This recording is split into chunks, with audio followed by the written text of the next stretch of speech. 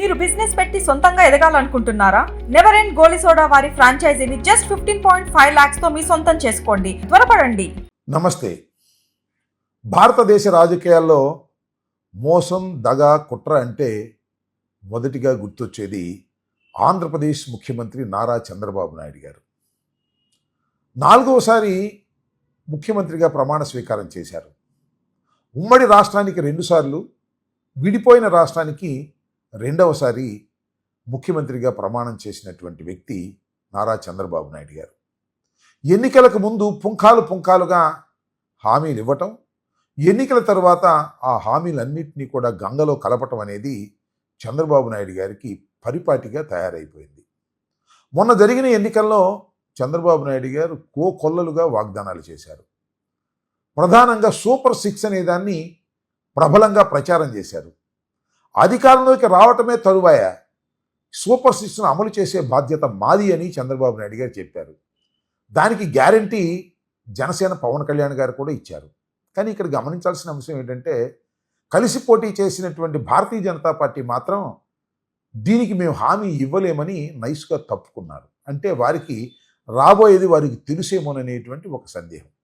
సరే, అది ఏది ఏమైనప్పటికీ చంద్రబాబు నాయుడు గారు ఊహకందనటువంటి మెజారిటీతో 4వసారి ముఖ్యమంత్రిగా ఆంధ్రప్రదేశ్కి ప్రమాణ స్వీకారం చేశారు. ఇప్పటికి 8 మాసాలు పరిపాలన పూర్తయింది. ఇచ్చిన హామీలను ఏమైనా నెరవేర్చారు అంటే 1% కూడా హామీలు నెరవేర్చినటువంటి పరిస్థితి. నెరవేర్చకపోయారు. నెరవేరుస్తాను పలానా తారీఖు నుంచి అని చెప్పగలుగుతున్నారంటే అది చెప్పటం లేదు. ఏం చెప్తున్నారంటే, సుమారుగా ఆర్థిక పరిస్థితి బాగోలేదు కాబట్టి మేము ఇంకా ఈ హామీలను నెరవేర్చేటటువంటి ప్రశ్న ఉద్భవించదు అనేటువంటి మాట చెప్పే ప్రయత్నం చేస్తున్నారు. నిన్ననే నీతి ఆయోగ్ రిపోర్ట్ మీద ఒక సుదీర్ఘమైనటువంటి ఉపన్యాసం చేశారు.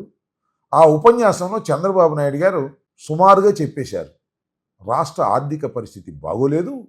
రాష్ట్ర ఆర్థిక పరిస్థితి బాగోపోవడానికి కారణం చంద్రబాబు నాయుడు గారి కన్నా ముందు పరిపాలించినటువంటి జగన్మోహన్ రెడ్డి గారు. జగన్మోహన్ రెడ్డి గారు రాష్ట్రాన్ని సర్వనాశనం చేసేశారు. అన్ని వ్యవస్థల్ని కూడా భ్రష్టు పట్టించారు. కాబట్టి ఆదాయాలు లేవు, అప్పులైపోయాయి. కాబట్టి నేను ఇచ్చిన హామీలను నెరవేర్చలేను అని కొండ బద్దలగొట్టినట్టు చెప్పేశారు. ఒకసారి చూడండి ఆయన ఏం మాట్లాడారో, చూస్తే మీకే అర్థమవుతుంది. గవర్నమెంట్ ఆఫ్ ఇండియా ఇచ్చారు ఒక 15,000 కోట్లు, వరల్డ్ బ్యాంక్ నుంచి అమరావతికి ఇచ్చారు. ఒక 12,150 కోట్లు పోలవరానికి ఇచ్చారు. ఒక 11,114 కోట్లు రివైవల్కి ఇచ్చారు. సరే, మిగిలిన కొన్ని మేము ఈ వర్క్స్ అన్ని మీద పెట్టడానికి కొంత శాఖ కింద కొంత ఫండ్స్ ఇచ్చారు. కానీ ఆ డబ్బులు నేను వెల్ఫేర్కి ఇవ్వలేకపోతున్నాను. కనీసం అక్కడ పెడితే రివైవ్ అయితే, డెవలప్మెంట్ అయితే నాకు ఆదాయం పెరుగుతుంది. ఆదాయం పెరిగితే ఇస్తాం. ఇంకొంచెం ఫ్లెక్సిబిలిటీ కోసం ఆలోచిస్తున్నాం. ఎక్కడ ఫ్లెక్సిబిలిటీ వస్తే అక్కడ అవసరమైతే బారో చేసినా సరే I want to give my commitments. తల్లికి వందనం కానీ, లేకపోతే రైతులకు ఇవ్వాల్సిన రైతు భరోసా కానీ I want to give it. ఏది రైతైనా అవస్థపడాలి, గవర్నమెంట్ అయినా అవస్థపడాలి. నాకు ఫ్లెక్సిబిలిటీ ఉంటే నేను అవస్థ తీసుకోవడానికి సిద్ధంగా ఉన్నా. I will give it. ఆ ప్రయత్నంలోనే అనునిత్యం ఉన్నాం. మా డిపార్ట్మెంట్ అదే చెప్పాం. They are also doing same exercise. ఒక్క నిమిషం కూడా వెయిట్ చేయాలి నాకు ఫ్లెక్సిబిలిటీ ఉంటే. ఇప్పుడే దాని మీద కూడా ప్లాన్ చేసుకున్నాం, వర్కౌట్ చేస్తున్నాం. I will come out. ఇది ఆయన మాట్లాడినటువంటి మాట. పైగా ఏమంటారంటే, మేము ఎక్కడన్నాము, సూపర్ 6 అమలు చేస్తామని చెప్పాం కదా అని మళ్ళా ఒక ట్వీట్ తెలుగుదేశం పార్టీ చేసింది. మీరు ఒకసారి చూసినట్లయితే ఆయన ఉపన్యాసంలో 15,000 కోట్ల రూపాయలు వరల్డ్ బ్యాంక్ ఇచ్చింది కేంద్ర ప్రభుత్వ సహాయంతో. అలాగే 12,150 కోట్ల రూపాయలు పోలవరానికి ఇచ్చారు. 11,114 కోట్లు రివైజ్కి ఇచ్చారు. మరికొంత సొమ్ము కూడా ఇచ్చారు. కానీ ఇచ్చిన సొమ్ముని డైవర్ట్ చేసి సంక్షేమాలకు ఇవ్వలేం కదా. అందువలన సంక్షేమాలు ఇప్పుడేమి కూడా నేను ఇవ్వలేను. అయితే ఇవన్నిటిని పెట్టుబడి పెట్టి ఫలితాలు వచ్చిన తర్వాత అంటే అర్థమైందిగా, 15,000 రూపాయలు అమరావతి మీద, 12,000 చిల్లర పోలవరం మీద, ఈ 11,014 కోట్లు రివైజ్డ్ దాని మీద, ఇంకా వాళ్ళు ఇచ్చినటువంటి కేంద్ర ప్రభుత్వం ఇచ్చిన డబ్బులన్నీ కూడా పెట్టుబడులుగా పెట్టి అవన్నీ మంచి ఫలితాలు ఇస్తే, ఆదాయం పెరిగితే అప్పుడు చేస్తాను అని కదా ఆయన చెప్పింది. విన్నారుగా? లేదంటే బారో చేసి అప్పు చేసి చేస్తాను. దీనిలో రైతైనా కష్టపడాలి, నష్టపడాలి, నేనైనా నష్టపడాలి. రైతు నష్టపెట్టేటటువంటి పరిస్థితి లేకోకుండా ప్రభుత్వం నష్టపడే అవకాశం ఉంటే నేనే చేస్తాను, లేకపోతే రైతే నష్టపోతాడు అనేటి మాట తేల్చేసిన మాట వాస్తవమా కాదా?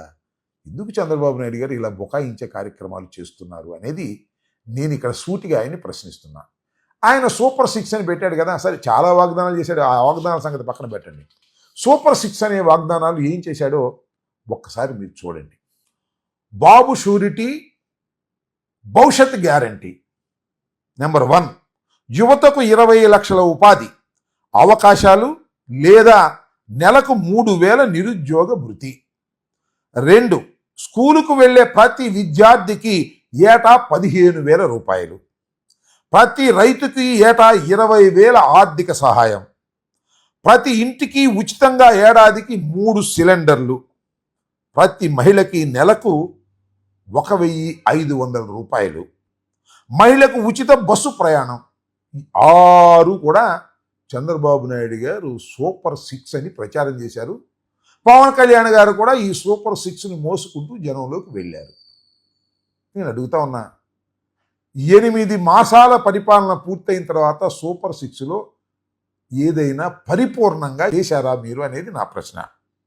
1, నెంబర్ 1, యువతకు 20 లక్షల ఉపాధి అవకాశాలు. 20 లక్షల ఉపాధి అవకాశాలు ఏమైనా కలిగినాయా? లేదా నెలకు 3,000 నిరుద్యోగ భృతి. 3,000 నిరుద్యోగ భృతి ఎగ్గొట్టేస్తారు. 20 లక్షల ఉపాధి మేము కల్పించామని బుకాయిస్తారు. ఇంతకు ముందు కూడా గుర్తుంది కదా మీకు, చంద్రబాబు నాయుడు గారు నిరుద్యోగ భృతి ఇస్తానని ఎగ్గొట్టేసినటువంటి పరిస్థితి కూడా మనకు గుర్తుంది. దీన్ని పూర్తిగా పక్కన పెట్టేశారు. సూపర్ 6లో మొదటిది. 2వది, స్కూలుకు వెళ్ళే ప్రతి విద్యార్థికి ఏటా 15,000 రూపాయలు. అంటే అది అమ్మఒడని జగన్మోహన్ రెడ్డి గారు సంవత్సరానికి తల్లికి 15,000 రూపాయలు ఇస్తుంటే, తల్లికి ఎంతమంది పిల్లలు ఉంటే అంతమందికి ఇచ్చేస్తాం అన్నారు. 2 ఉంటే 2, 3 ఉంటే 3, 2 ఉంటే 30,000, 3 ఉంటే 45,000 అని ప్రచారం చేశారు. నీకు 15,000, నీకు 15,000, నీకు 15,000 అని ప్రచారం చేశారు. తల్లికి 15,000 రూపాయలు, నీకు 15,000 రూపాయలు, ఆ 15,000 రూపాయలు, నీకు 15,000 రూపాయలు, 15,000 రూపాయలు, వీడు 15 రూపాయలు, మీ 18,000, ఆడు 18,000, మీకేమో 4,000 పింఛను. ఓకేనా, అర్థమైందా? ఏమో మీకు కూడా 18,000. ఆ తర్వాత మీరు గమనించాల్సిన అంశం ఏంటంటే, ఒక జీవో కూడా ఇచ్చారు. 9/7/2024 దానికి సంబంధించి ఒక జీవో రిలీజ్ చేశారు. ఆ జీవోను కూడా మీరు ఒకసారి పరిశీలన చేయండి. దానిలో ఏం చెప్పారంటే, as a part of government assured flagship programme, the government under Thalliki Vandanam scheme is providing financial assistance 15,000 rupees for annum to each mother, not each student, each mother or recognized guardian who is below poverty line household and sending their children to school, college, that is from classes 1 to 7. ఇది వారు ఇచ్చినటువంటి GO. ఈ GO ఎప్పుడు ఇచ్చారు? 9/7/2024. ఇంతవరకు అమలు చేయాల. ఎందుకు అమలు చేయలేదని అనేక సార్లు ప్రశ్నించాం. దాంతోపాటు ఏమన్నామంటే, మీరు ఈచ్ మదర్ అన్నారు, ఈచ్ స్టూడెంట్ అనలేదు అని ప్రతిపక్షం తరపు నుంచి అనేక సార్లు మేము మాట్లాడటం జరిగింది. ఈ జీవోని పక్కన పెట్టేశారండి. ఇంతవరకు పైసా ఇవ్వలేదు.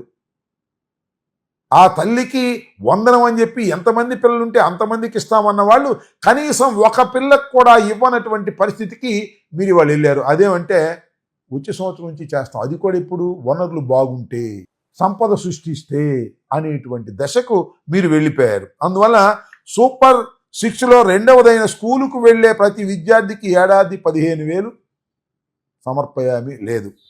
ప్రతి రైతుకి ఏటా 20,000 ఆర్థిక సహాయం. ఇది ఇందాక నేను చెప్పినటువంటి ఆ వీడియోలో ఏమన్నాడు, పోతే రైతన్నా నష్టపడాలి, లేదా నేనన్నా నష్టపడాలి, ప్రభుత్వానికి అవకాశం ఉంటే ఇస్తాం అంటే, అవకాశం లేకపోతే ఇవ్వమని తేల్చేసినట్టే కదా చంద్రబాబు నాయుడు గారు. మళ్ళీ బొకాయిస్తున్నారు. ఇవాళ ఒక ట్వీట్ చేశారు తెలుగుదేశం పార్టీ వాళ్ళు, మేము ఎక్కడా కూడా సూపర్ 6 ఎగ్గొడతామని అనలేదు అని. ఇంతకన్నా ఏం కావాలని అంటున్నా. అంతేకాదు, ప్రతి ఇంటికి ఉచితంగా ఏడాదికి 3 సిలిండర్లు. ఏమండి, ఏడాదికి 3 సిలిండర్లు ఇస్తా ఉన్నారు. ఇచ్చారా? ఇచ్చామని బొకాయిస్తున్నారు. శాసన మండలిలో కూడా బొత్స సత్యనారాయణ గారు చాలా వివరంగా దీని గురించి అడిగితే సమాధానం సరిగా రాలేకపోయింది. మొత్తం ఈ రాష్ట్రంలో ఎంతమంది కుటుంబాలు సిలిండర్స్ను ఉపయోగిస్తున్నారనే లెక్క ఒకటి ఉంది. ఎల్పిజి కనెక్షన్స్ బ్యాకప్ అది. దానిలో ఏముందంటే ఆంధ్రప్రదేశ్లో 1,55,200 మంది ఈ ఎల్పిజి గ్యాస్ను ఉపయోగిస్తున్నారు. సరే, కర్ణాటక మనకన్నా ఎక్కువ ఉపయోగిస్తున్నారు, 1,84,000. అదేవిధంగా కేరళ 96,000. ఇవన్నీ మనకు అనవసరం అనుకోండి. మన రాష్ట్రంలో 1,55,200 మంది కనెక్షన్స్ ఉంటే శాసన మండలిలో అడిగితే ఎంతమందికి ఇచ్చారండి మీరంటే 35,077 మందికి 707 మందికి ఇచ్చామనేటువంటి మాట మాట్లాడారు. దీనికి ఎంత కేటాయించారు అంటే 900 కోట్లు కేటాయించారు. ఒకే ఒక్క సిలిండర్ ఈ ట్రిప్లో ఇస్తాము అని చెప్పారు. ఇది కూడా కొద్దిగా అమలు చేయనట్టుగా చేసినటువంటి సందర్భం. ఈ విధంగా ప్రతి మహిళకి నెలకు 15,000 అనేది సుప్తాగా ఎగ్గొట్టేసేటువంటి కార్యక్రమం చేశారు. పోతే ఇక 6వది, మహిళలకు ఉచిత బస్సు సౌకర్యం ఇచ్చారండి. ఇవాళ 8 మాసాలు అవుతుంది. కొన్ని రాష్ట్రాల్లో ఇచ్చారనేటువంటి మాట మీరు వింటున్నారు, చెబుతున్నారు. మహిళలకు ఉచిత బస్సు కూడా ఇవ్వలేదు. ఇచ్చిన సూపర్ 6 మొత్తాన్ని ఎగ్గొట్టేశారు. ఒక్క సిలిండర్ విషయంలో మాత్రం కొద్దిగా 1,55,000 కనెక్షన్లు ఉంటే కేవలం 35,000 మందికి మాత్రమే ఇచ్చి చేతులు దులుపుకునేటటువంటి కార్యక్రమం చేస్తున్నారు. ఇంత పచ్చి మోసాన్ని, ఇంత దగాని ఎలా భరిస్తారు ప్రజలు అని ఈ సందర్భంగా నేను విజ్ఞప్తి చేస్తున్నాను. ప్రజలు తెలుసుకోవాలి.